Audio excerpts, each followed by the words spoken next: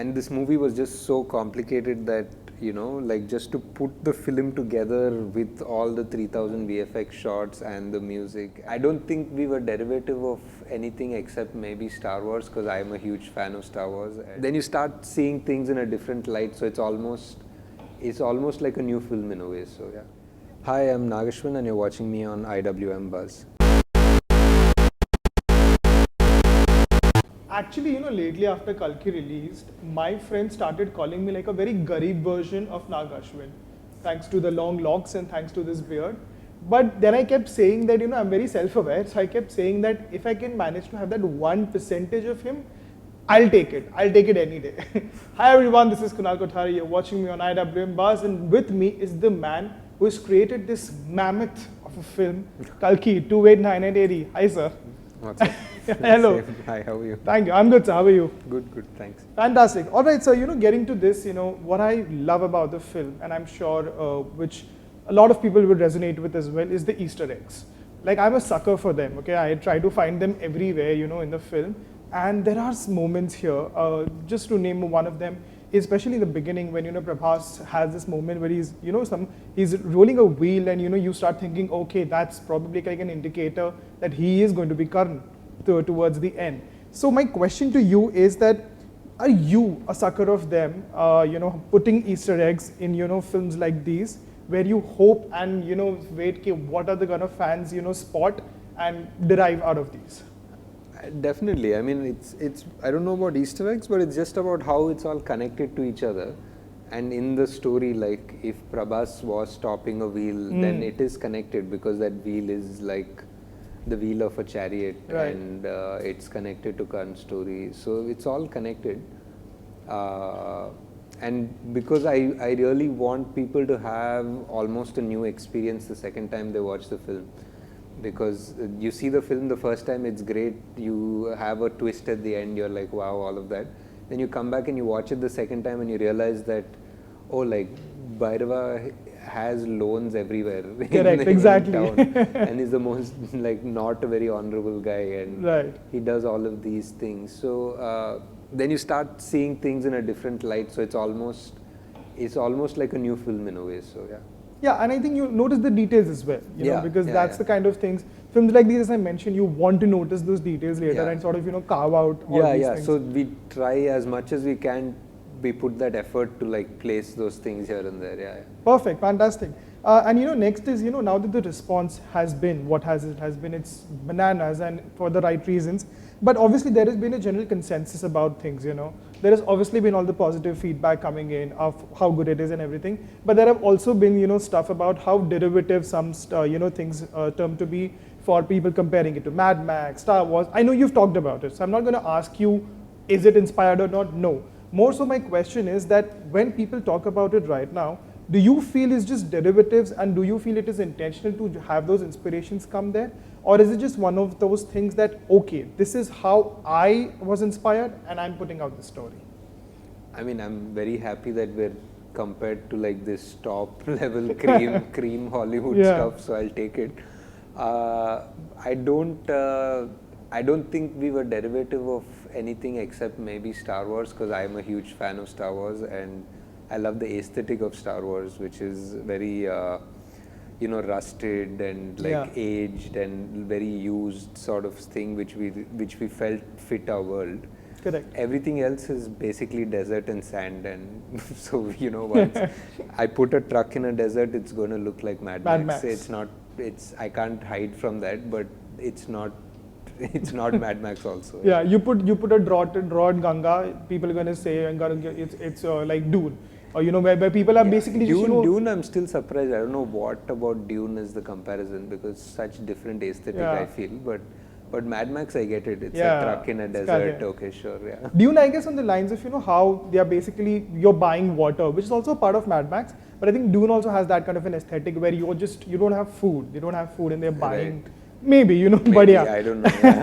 Everything I think it's the desert. It's the desert. I guess desert is the running motif here. I think any movie you make in a desert, you can't escape this comparison. Yeah. That's true. Makes sense. And also, sir, what I would like to ask you next is, now that we have these kind of you basically combine mythology which are very futuristic setup. There's dystopian, Yeah. feel to it. Yeah, yeah. But whatever happened, now that you see the final product, people have their take to it. But you as a filmmaker will always have a very different take to it. As a filmmaker, or as even actors, they keep saying that, okay, oh shit, this is where, I feel I did not do it right or anything. Are there elements when you see, of course you've seen the film, you know how it is, are there elements you felt that, okay, this is something I could have probably done very differently, maybe not right or wrong, but just not really adhering to what I thought initially?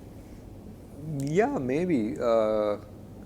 Like I think any movie gets better like in the edit with every watch, and this movie was just so complicated that like just to put the film together with all the 3000 VFX shots and the music and everything together took so long that maybe it could have used a little more time in the edit, maybe, but these are all just things that you can think back. We tried our best though, yeah. True, fantastic. Also, sir, what I've noticed lately is, I wouldn't say resurgence because these guys are like millennium superstars. I'm talking about Kamal sir, Yeah. Rajni sir, Amit sir. They don't need resurgence. They've proved everything. They don't even need anything. But what's very interesting is that all it takes is one filmmaker, to give them that kind of, high, which probably they keep trying to have, but not really every director gets it. I would say Rajni sir got it with Jailer recently. Kamal sir got it with Vikram, and Amit sir is getting with Kalki. So, and my question to you is, what is it about this? Is there something that you envision about a millennium superstar? Like all these are millennium superstars.